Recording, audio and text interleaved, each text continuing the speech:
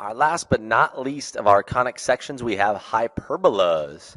All right, so a hyperbola is going to be similar to an ellipse, but just slightly different. So a hyperbola is a set of points in a plane such that the differences of the distances from two fixed points is always the same. Okay, so let's kind of describe how this is the same and different than an ellipse. So how is this different than the definition of ellipse? What's different about the ellipse and the hyperbola? Well, right here. This says the differences from two fixed points is the same. What is it for an ellipse? An ellipse would be what instead? The sum of the distances from two fixed points is always the same. Remember, your two fixed points would be the foci, and no matter where you drew a point on that ellipse, remember the sums of those distances was the same. And the sum equaled the distance of that major axis. So an ellipse is different in the fact that we're looking at the differences now. Okay, well, how is it similar to the definition? We're still dealing with the distances from two fixed points. That's what's similar. Okay, so the distances from two fixed points. But what it's going to look like is this. So our hyperbola is the graph of this green guy here. And you notice it almost makes two graphs in one, almost two parabolas. And we'll explain how this all works here in just a bit. So if you pick any point on that hyperbola and draw to the foci, so for example, this red D1 right here, from focus to a point on the hyperbola to the other foci, the other focus, D2, that would be the exact same, right, if I subtracted those two distances. That'd be the exact same if I picked any other point on the hyperbola and subtracted those distances. So this blue D1 minus this blue D2, they would equal each other. Okay, every single time. And what we're going to learn is that that's going to be the exact same distance as what we call the transverse axis, which is right here. And we'll learn about that transverse axis in just a little bit. So the equation for a hyperbola that opens sideways looks just like this. X minus h over a squared minus y minus k over b squared equals 1. Well, how is this similar or different than an ellipse? What's the only difference from an ellipse? Does anybody see it? Right here. In an ellipse, that is a plus sign, right there. For a hyperbola, it's a minus sign. That's the only thing that changes. Okay, so that's kind of nice. There's really only one equation you need to remember for an ellipse and a hyperbola, but you just need to know that there's a minus sign for a hyperbola. All right, so let's deal with an ellipse first of all. Okay, so I got the graph of an ellipse because you notice I have a plus sign here. Got a horizontal stretch of 3, a vertical stretch of 4. There's my nice ellipse. All right, well, our hyperbola is actually based off of the ellipse. So if you notice, all we did was do what? Change this plus sign to a minus sign. So now we have our green hyperbola. And you notice it's kind of based off that ellipse. And what do you think you would do if you wanted a hyperbola that opened up and down? Yeah, you would just switch these two terms around. So if I wanted, off of this ellipse, the hyperbola that opened up and down, I would just switch the x and y terms around. So now the y is first, and the x comes second. So it's going to be the y term minus the x term to get it opening up and down. And we call those guys conjugate hyperbolas. So we have the green hyperbola, which was x over 3 squared, minus y over 4 squared equals 1. And its conjugate is the flip, the y over 4 squared minus x over 3 squared. So these two guys are conjugates of each other. And you see how they make these dashed lines that kind of go through them perfectly? And they actually go through these little corners of the rectangle that's made from the ellipse. We call those dashed lines asymptotes. And so those asymptotes actually help draw our hyperbola, the asymptotes of the ellipse. So if you look at this, if we would make a rectangle around our ellipse for the major axis and the minor axis, and connected the diagonals, that would make our asymptotes. So that helps us draw our hyperbolas. So a few terms. So I said earlier that the transverse axis connects the vertices. So the transverse axis, you got to find the vertices of the hyperbola, which would be right here, and right here. So this would be our transverse axis. The conjugate axis is just the other way. So our conjugate axis in this case would be going up and down. So for this one, the transverse axis is actually smaller than the conjugate axis, as you notice. So sometimes it could be longer, sometimes it could be shorter. For example, if the hyperbola opened up and down for this situation, now the opposite is the case. Now the transverse axis would be based off the vertices of the hyperbola, so here and here.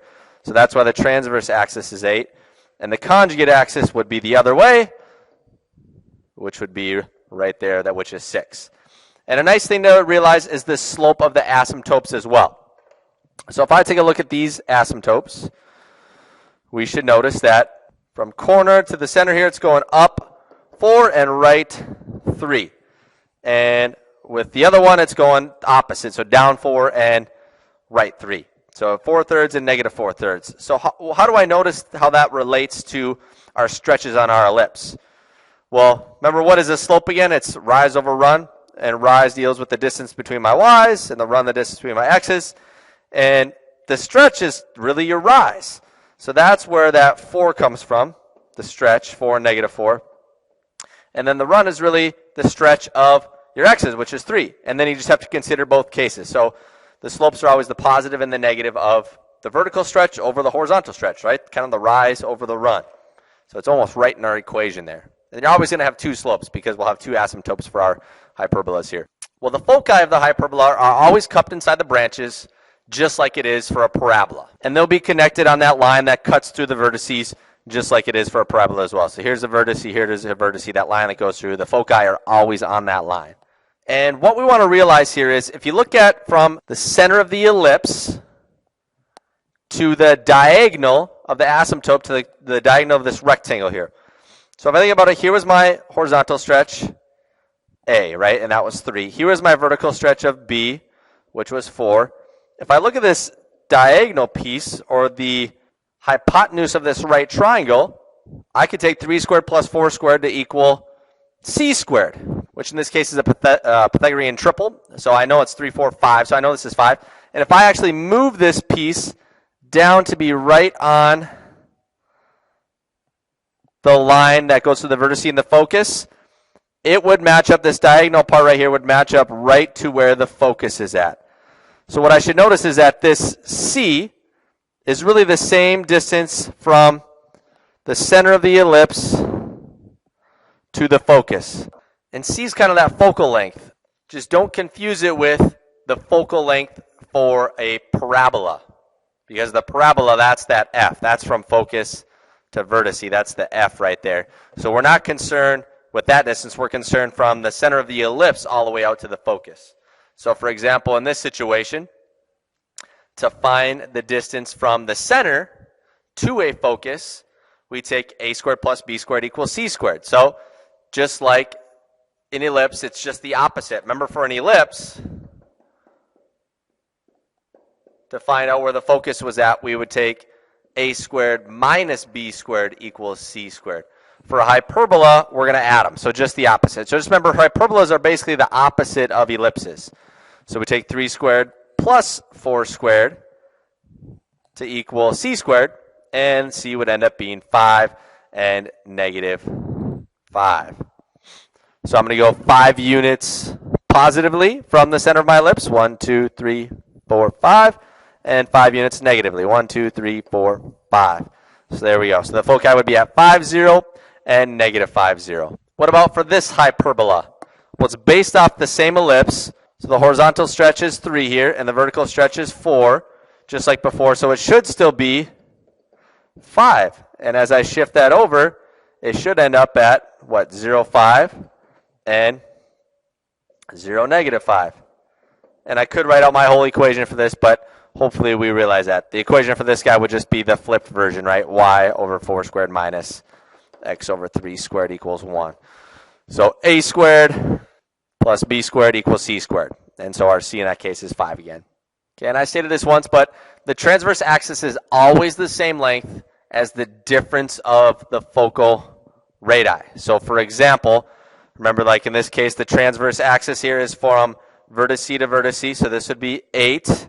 So if I were to draw any point on this hyperbola, so like right here, and I went from focus to focus, and I took those distances and subtracted them. Let's call that one D1 and that one D2. If I subtracted those distances, they would equal the transverse axis, which is 8. And remember, for an ellipse, if we were to add the distance from the focal radii, that would give us the length of the major axis. Okay, and I just described that earlier as well. All right, so let's apply this now. What is the equation of this hyperbola? So we got to start off with, well, should the x or the y come first? Well, it's opening left and right, so we know the x comes first. And let's decide that maybe it might help to actually formulate all these things out, the center, the transverse axis, and all that stuff. So let's do that first. So the center is where? When we say the center, we want the center of the ellipse in this case. So that would be right here. That'd be at the point 1, 0. So if I kind of give my general form here, it's going to be x, x minus h over a squared minus y minus k over b squared equals 1. Well, I know that the center's at 1, 0, so that's going to replace the h up here.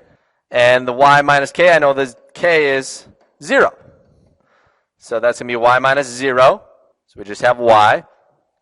And can I tell what the horizontal stretch is going to be? Yeah, from center to vertice is 2. So the a should be 2, a horizontal stretch of 2. Might plot both vertices there. So what's the distance of that transverse axis? Well, 2 and 2 gives me 4. So how do I get the conjugate? How do I get that vertical stretch? Well, it might help to draw the rectangle now. So if I go from vertice straight up, there, I get right to my diagonal, same thing. Remember, it's going straight up through the vertices, and that should help me figure out what my vertical stretch is. So in this case, it looks like our vertical stretch is going up 1, 2, 3. So we had a vertical stretch of 3, which makes our conjugate axis double that, so 6, 3 and 3. What about the slopes of that, or the slope of the asymptotes? Well, that's really just, b over a and negative b over a. So what are those two things? 3 over 2 and negative 3 over 2. And I could count those off over here. I could count the slopes of my graph, but we can just look at our equation. And how about our foci? Well, that's where we got to apply our a squared plus b squared equals c squared. So in this case, we'll take 2 squared plus 3 squared equals c squared. So we got 4 plus 9, which is 13. So c squared equals 13. So c would equal the square root of 13. So what am I going to have to do? Is that just my foci? Is my foci going to be root 13, 0? No, what do I have to do? I have to take that on top of the center. So here's the center. That center's at 1, 0. So for my foci, what I have to do is I have to take 1 plus root 13, 0. And I also have to take 1 minus root 13, 0. So I have to add that root 13, because remember, that c is the distance from the center to the focus. From the center to a focus. So if I add root 13, which is about 3.6, that puts me at about 4.6. So it's going to be somewhere in that region. And I would do the same thing. So 1 minus about 3.6 to give us about negative 2.6, which puts us in that region right there. So my foci are 1 plus root 13, 0, and 1 minus root 13, 0. There we go. What if I'm given the equation? Let's try to do the same thing here. So what would my center be? Okay, so remember, this is flipped now. The y term is first. Okay, then the x second. So this is x minus h for the center and y minus k for the center. So hk would be negative 2, 1. So there's my center. So I'm going to go to negative 2, 1. And then let's apply our stretches. So I got a horizontal stretch of 9. So I'm going to have to go right 9 and left 9. Uh-oh, I think I just screwed up, didn't I? How is this different than what we've been used to? Oh, the parentheses. Look at these parentheses. Remember, for our hyperbola, and even for our ellipse, the parentheses have to go around the whole fraction. So technically, this doesn't have a stretch of 9, does it? What's the stretch on this guy? Remember, I have to almost like pull out a square out of both these guys. I got to pull out that square and rewrite this. So this is really y minus 1 over 2 squared minus x plus 2 over 3 squared. Oh, that's tricky. So be careful with that. Remember, those parentheses got to be around the whole thing.